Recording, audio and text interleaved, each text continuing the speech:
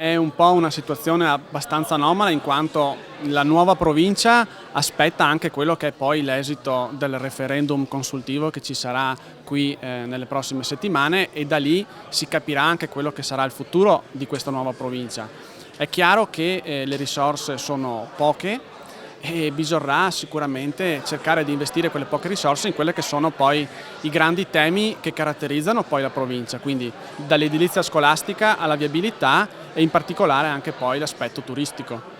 Per quanto riguarda la sinistra Piave, la zona del quartiere del Piave, c'è qualche intervento in cui la provincia può essere d'aiuto? Sì, sicuramente l'aspetto della viabilità che poi è anche uno dei temi molto sentiti.